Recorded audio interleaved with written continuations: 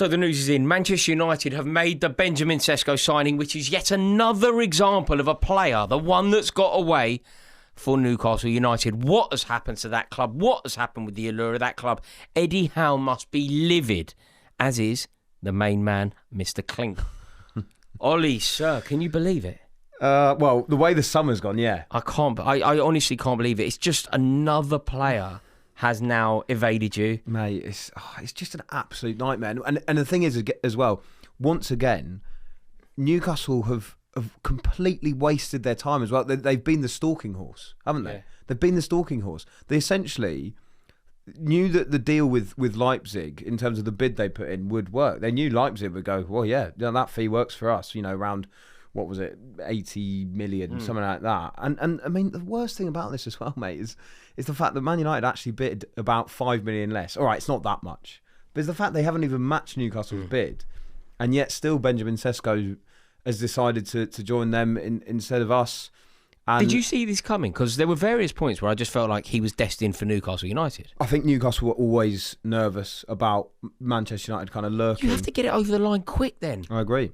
And that's been a big problem of this summer, is that a lot of these deals haven't been dealt with efficiently enough at all. And they've kind of allowed other clubs to come in and swoop in and turn players' heads and make deals of their own.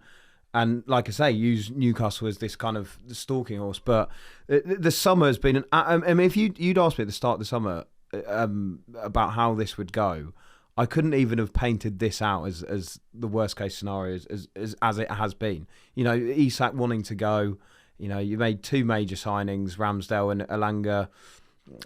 You miss out on Ekitike. You miss out on Delap. You miss out on Gahey. You miss out on João Pedro. Like, it feels an endless list. And Burma. Like, what's gone on, mate? Like, why is this happening to Newcastle? That euphoria of winning a trophy in February feels like a lifetime ago.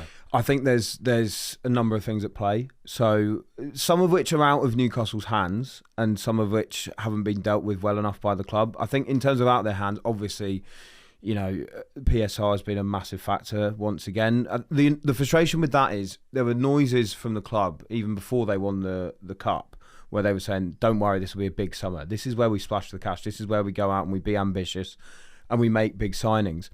But the problem is, because of Newcastle's own wage structure, but also the huge limitations with PSR, I think people look at a lot of these deals and they kind of go, oh, they're just choosing Manchester United because it's Manchester United. Or they're Brian Mbeumo, another example, is just choosing Manchester United because it's Manchester United. There, of course, is an element of that. I'm not denying that. I'm not denying that Manchester United aren't a big club. Of course they are. But also, they and Chelsea and Liverpool can offer huge wages compared to Newcastle because of PSR restrictions, which is just unbelievably frustrating. So as much as you want to get these deals over the line, in some respects, I feel for a bit of for the reps that have gone out there, because they're not able to put those numbers up that these other clubs can. And as soon as those clubs strike a deal with the likes of a Leipzig or a Brentford, etc., then the player obviously is going to go, well, I'm going to the club that's going to pay me more. So what's going to happen here? What's happening for Newcastle? Like, what is going to happen now next season? I'm really worried, not just because there's obviously the fact that Isak could be going. I mean, that is an obviously massive loss for us. But the thing that's worrying me the most is not necessarily that those replacements haven't even been signed yet. It's more that the squad needed investing in anyway. Anyway. At the moment, they've got rid of Sean Longstaff. Joe Willock's got a long-term injury. So the only fit senior midfielder that can act as backup is Lewis Miley. We're heading into a Premier League and Champions League season. We've already seen a season where Newcastle got decimated by injuries because of that overloaded schedule. And it didn't work out that well for them. In fact, I think they did pretty well to finish 7th in the end. You even look at the back. They've got two centre-backs who are both in their early 30s. That position hasn't been dealt with. Aaron Ramsdale come in. All right, fine. I'm not unbelievably excited by it. Yes, he's going to be a bit better with his feet than Nick Pope. Is it a huge upgrade? Not really. And again, there's another player they missed out on in James Trafford. What's happening, everyone? I'm terribly sorry to interrupt this video, and I really do hope you're enjoying it, but I have something big to tell you. I have started a members section. I've started doing loads and loads of content for my community, for the most loyal subscribers of this channel. If you fancy becoming part of it, I would love to welcome you in. There are some videos on there already, and we have some brilliant things to come. There's going to be Q&As, there's going to be live streams, there's going to be stuff that is simply exclusive for you. So if you want to be part of it, please do join the members section. To find out more, click the link in the description below, and I hope you enjoy the rest of the video. Another huge problem here has been that they hired Paul Mitchell as the sporting director. That was an atrocious appointment, hasn't worked at all. He came in, he started slagging off how the club was being run in the first place. He then went after Mark Gahey whilst not making any other signings, didn't get Mark Gahey over the line. It then comes to this summer.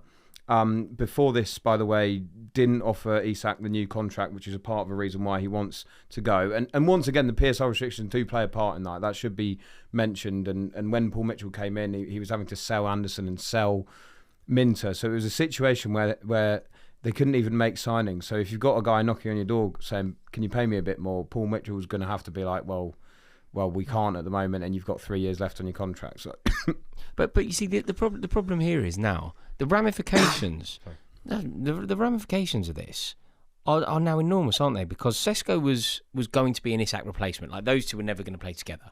So if Sesko was going to be an Isak replacement, the fact that you haven't got a replacement now potentially means Isak doesn't leave. It's looking more likely, I would say, because Newcastle can't afford to lose him. The only senior number 9 they would have if they let Isak go is William Asula, heading into a Premier League and Champions League campaign. So they kind of can't. The person who might be most gutted about this situation is probably Isak, because he's there thinking, well, I wanted to get this move to Liverpool, but Newcastle don't have to let him go. They don't have to sell him. Liverpool have made a bid but then backed off, and I'm almost waiting to see what happens with Newcastle. So I think Sesko coming to the club would have changed that situation drastically. But I mean, what do you think Eddie Howe makes of all this? He must be tearing his hair out, mate. He must be tearing his hair out, given what he's achieved last season. Best season in the club's history, arguably. And then you get into this summer, miss out on target after target. And actually, before this window, Howe was in the press saying you have to get these deals done quickly. It's the most important thing. I think having the lack of a sporting director, because Paul Mitchell was outgoing and then has left during this summer, has been a massive factor in all of this. No one really to go and work on these deals properly. No one to make sure you persuade the player that this is the right project for them. And eventually Newcastle have massively paid the price for that. Newcastle have paid the price. Manchester United signing Sesko, like, on one level it makes a lot of sense, right? They need Sesko, they need a centre forward, he's better than Højlund. But if they're going to pay this kind of money, like the midfield, like they've kind of done you a mischief by signing him. But they may have done themselves a mischief, because like they've got Ugarte, Casemiro's still there. Like, I wonder if they should have gone and signed, I don't know, Adam Wharton with this kind of money. I know the midfield's important for Manchester United, right? But so was the number 9. I would say Højlund up front. I know you're bringing in... but Mbermo potentially plays there, or like there's options, isn't there? There's still time in the window though, potentially for them to get something done. But I know what you mean, because they get it's a significant fee for Sesko, isn't it? And can I ask you something as well? Because like I've said a bit earlier, and there'll be a lot of Manchester United fans, of course, who are there saying, well, of course he's joining because it's Manchester United, etc. Fine, but right now. Has Benjamin Sesko made the right choice in terms of a footballing project? Yes. In terms of where the clubs are right now? Yes. So why? I don't understand that. They came 15th last season, mate. The club is an absolute mess. You've got an unproven manager at this level. All of that's true, but I'm afraid that the institution of Manchester United will always carry more weight, regardless of the 11 players on the pitch. The institution that you're signing for, it's always more appealing. And until Newcastle United win more silverware than a League Cup, like this isn't. But I'm talking about this isn't Man City. Like when it's Man United, Man City, I would say like the institution of Manchester United is always more appealing, but the team of Manchester City equalises it to such a degree that you'd rather play for City, Guardiola than you've won the League Cup. Win 3 league titles, get to the semi-final of the Champions League, win 2 FA Cups. No, then but mate, you can equalise the but institution. That's why I'm saying right now though, because that place has been a graveyard for young players for a long time now. You know, and actually, let's compare them. Man United signed Højlund for a very similar fee, by the way. Very similar fee. Sesko might be a better player, fine. And it's meant to be the start of this big rebuild. But how many times have we heard that at Manchester United? And Amorim, for me, hasn't proven enough anyway. How good do you think Sesko is, though? Is he worth that money? Not he sure. He didn't score, like, what was it, 13? So 13, this is, but this is the interesting thing, Rory. Is he had a similar record to the one that Isak had when Isak joined Newcastle. When Isak joined Newcastle, let's not forget, it wasn't instant impact. This guy was still quite raw. And actually, I don't think someone like Eddie Howe gets enough credit. He gets credit for developing players like Joel Linton or Jacob Murphy. He's also done really well with the talented players that have come into that squad. He's turned in Isak into a player where the club can try and demand 140, 150 million pounds for him. Let's look at how it went for Højlund. Absolute disaster. Do you know what I mean? So I do think as much as it's the institution of Manchester United, I understand all that. Of course it's a draw. Of course they're a big club. I just think footballing wise, for Sesko's career, do you want to come to a club that's in the Champions League, be the main man? And as much as Newcastle don't want to be a stepping stone, and I don't want them to be a stepping stone. Yeah. Look at the examples, mate. I know. Look at the examples. Isak or Højlund. The problem is the allure of Newcastle United isn't particularly alluring.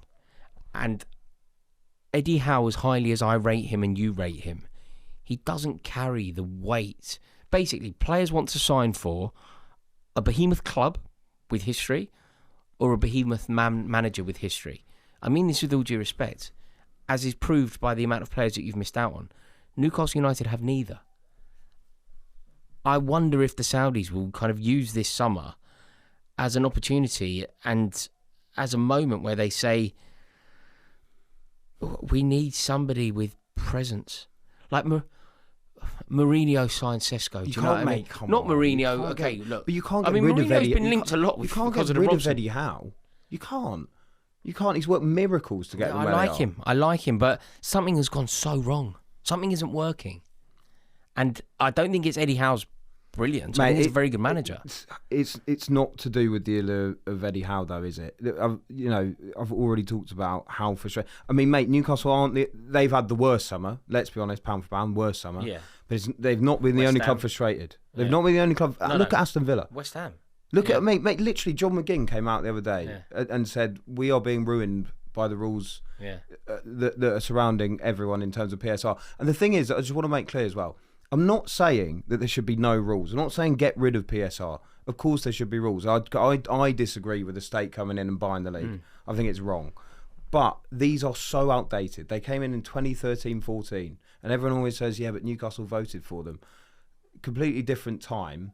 And also, the inflation of football since then means that these rules are completely out of date. And how damaging? Overall, so you haven't got Sesko. He's a Manchester United player.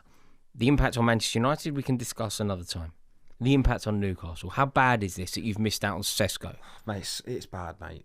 It's bad because even if there's a risk around whether Sesko can make it in the Premier League, etc. I would have had faith with the way we've scouted in the last few seasons, and also faith in Eddie Howe as a manager that signing would have worked out.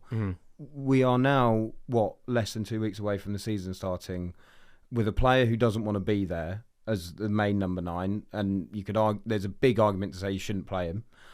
And other than that, Will Asula. Isak being there doesn't sit right with me. But if it has to happen, it has to happen. He's going to have to play because there's no one else instead of him. And also, when you think about the targets, they're running out. Are Aston Villa maybe going to sell Ollie Watkins to us, a player again? I'm not overly keen on. He's 29. Inspiring, is it? I'm not optimistic about this season, as you can imagine. It's not good, Ollie. I can see it in your eyes that you're not happy. Listen, mate, thanks for going through it with us. No worries. Let us know your thoughts in the comments section below. Really interested to hear what you have to say about this. But Manchester United 1, Newcastle United 0.